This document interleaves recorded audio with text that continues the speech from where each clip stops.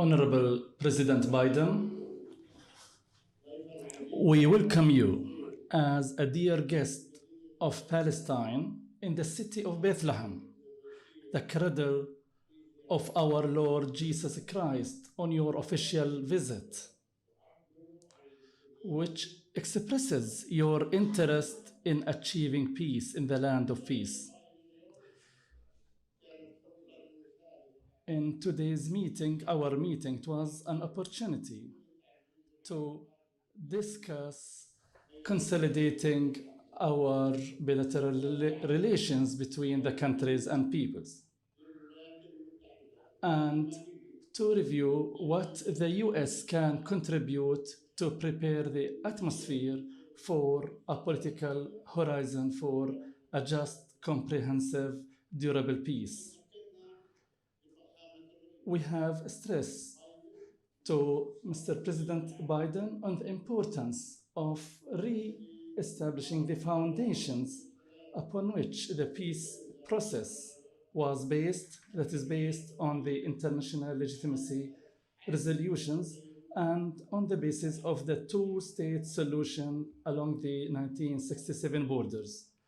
Mr. President, after 74 years of the Nakba, displacement and occupation, isn't it not the time for this occupation to end and for our steadfast people again to gain their freedom and independence, and for the hopes of our young men and women whom we cherish and trust their creativity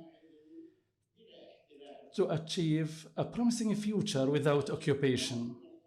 In this regard, we say that the key to peace and security in our region begins with recognizing the State of Palestine and enabling the Palestinian people to obtain their legitimate rights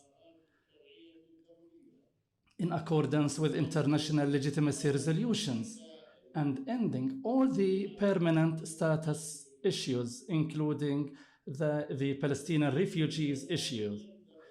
And the way to that begins with ending the Israeli occupation of our land, the land of State of Palestine, with East Jerusalem as its capital on the 1967 borders. Mr. President,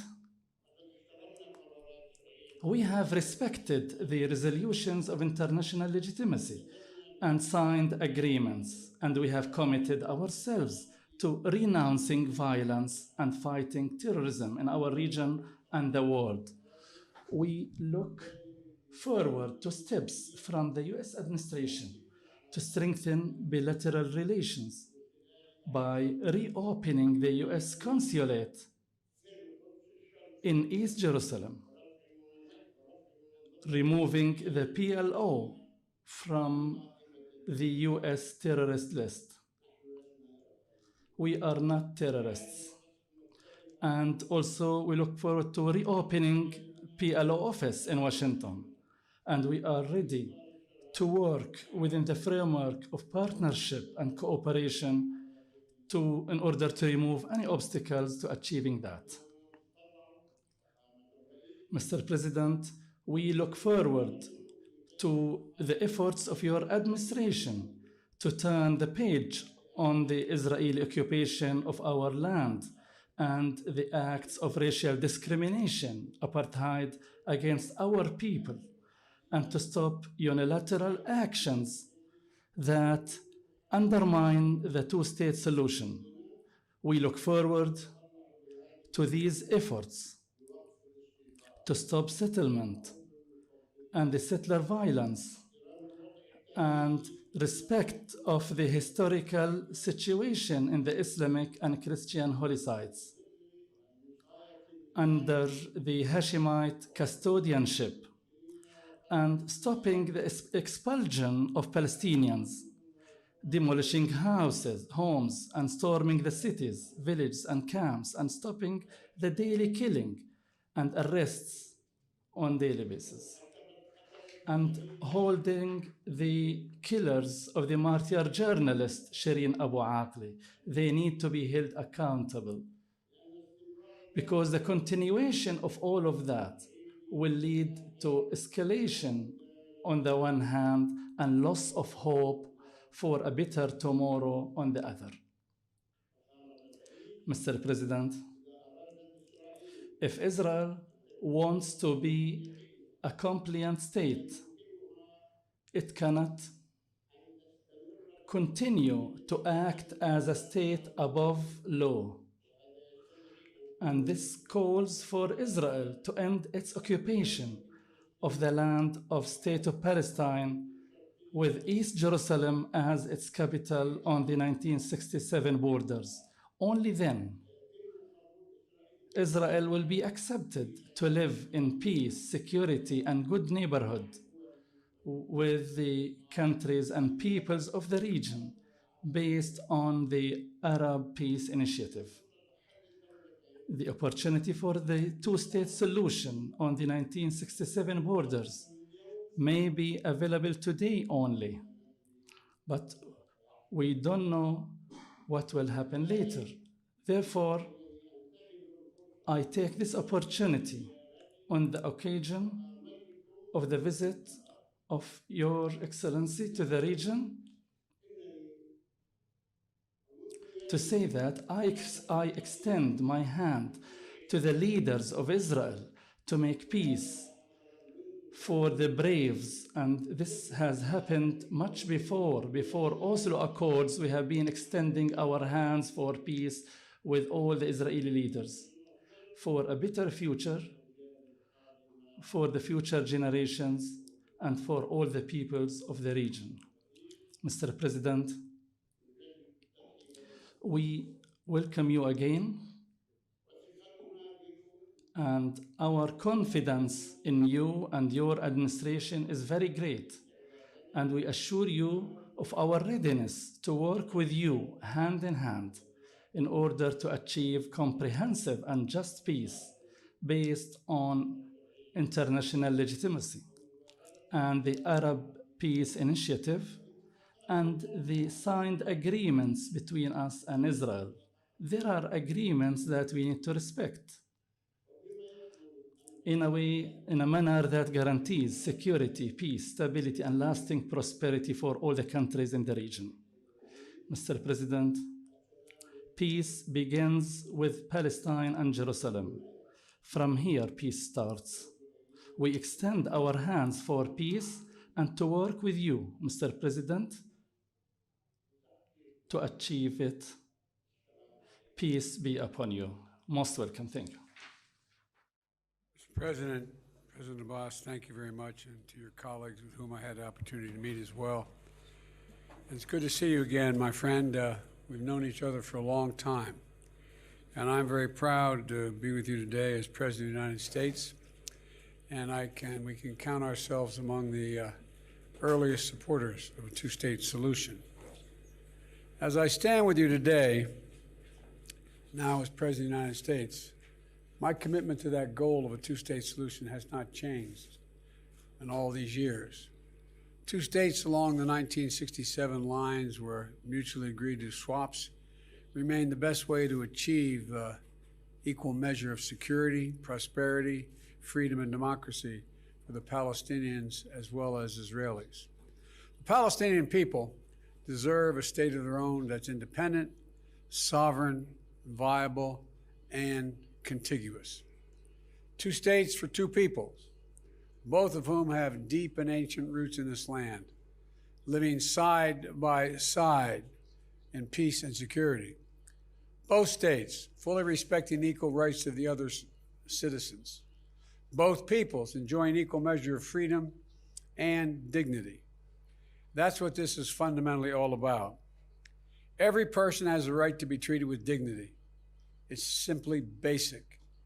I know that the goal of the two states seems so far away, while indignities like restrictions on movement and travel or the daily worry of your children's safety are real and they are immediate.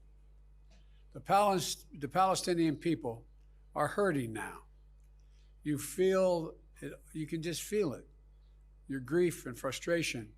In the United States, we can feel it. But we've never give up on the work of peace. You know, there must be a political horizon that the Palestinian people can actually see or at least feel. We cannot allow the hopelessness to steal away the future that so many have worked toward for so long. So even if the ground is not ripe at this moment to restart negotiations, the United States and my administration will not give up on trying to bring the Palestinians and Israelis and both sides closer together. I do believe that in this moment, when Israel is improving relations with its neighbors throughout the region, we can harness that same momentum to reinvigorate the peace process between the Palestinian people and the Israelis. I recognize how hard all these challenges must be and will be to work through. Above all, there must be an end to the violence that has devastated too many families. It's heart-wrenching that so many Palestinian and Israelis have lost their lives just this year. And the United States has suffered loss as well, including the killing of Shireen Abu Al-Khali. And she was an American citizen and a proud Palestinian. And she was performing very vital work in an independent media and vital work of democracy. Her death is enormous loss to the essential work of sharing with the world the story of the Palestinian people. I hope that her legacy will inspire more young people to carry on her work of reporting the truth and telling stories that are too often overlooked. The United States will continue to insist on a full and transparent accounting of her death and will continue to stand up for media freedom everywhere in the world. President Abbas, in the past we met in Ramallah, but today in the Palestinian city of Bethlehem, a place of enormous significance in my faith as well. The birthplace of Jesus Christ. This is the city that lives in the hearts of millions of Christians and is a reminder of God's great gift to the world and our renewed and redemption in Christ. Muslim and Jews also have an intense and deep connection to this land, particularly in Jerusalem. Jerusalem is central to the national visions of both Palestinians and Israelis, to your histories, to your faiths, to your futures. Jerusalem must be a city for all its people, its holy sites preserving the status quo, with the Hashemite kingdom of Jordan continuing to serve as custodian. And throughout this holy land, which is filled with so many places of meaning and significance to Muslims, Christians, and Jews, we must all be free to practice our faiths in peace, in safety, and in dignity. We cannot wait for peace agreement to be reached or for every issue to be resolved to deliver on the needs of the Palestinian people that exist today as I speak. The best way to feed the flame of hope is to demonstrate that things can be better. And President Abbas, the United States is a partner in this work to improve the day-to-day lives of the Palestinian people. That's why when I came to office, I reversed the policies of my predecessor and resumed aid to the Palestinians, more than $500 million in 2021. That's support for the economic development of the Palestinian people, to strengthen Palestinian security, to provide food for people to eat, to respond to the pandemic, including donating more than 1 million doses of COVID-19 to the West Bank and Gaza. It also includes more than $400 million in humanitarian assistance to Palestinian refugees through the UN Relief and Works Agency, the UNRWA. And today I'm announcing the United States is going to provide an additional $200 million to the UNRWA so it can continue its vital work of helping the most vulnerable Palestinians, especially Palestinian children. Earlier this month, we decided, and this morning I announced, an additional $100 million in support of healthcare services for Palestinians throughout East Jerusalem Hospital Network. We were engaging with Israel around ways to spur greater Palestinian economic growth, including by implementing 4G mobile networks, increasing the supply of renewable energy, improving freedom of movement for Palestinians, both people and goods. These are the kinds of issues that progress can make life better for people right away, and we should be about it right away. And the Palestinian Authority has important work to do as well, if you don't mind my saying. Now is the time to strengthen Palestinian institutions, to improve governance, transparency, and accountability. Now is the time to unleash the incredible potential of the Palestinian people through greater engagement in civic society, to combat corruption, advance rights and freedoms, improve community services. All of this work is critical, and it will help build a society that can support a successful democratic future and a future Palestinian state. And the United States will work with you, President Abbas, at every step. So thank you again for welcoming me and my delegation, the Secretary of State, National Security Advisor, and others, to visit with you. I hope our visit is the start of a new and reinvigorated dialogue between the Palestinian Authority, the United States, and between the Palestinian countries and countries throughout the region, including Israel. So let's work together to show the people of the region, especially young people, that the future can be better than it is today. I thank you all very much, and may God protect us all. Thank you, Mr. President.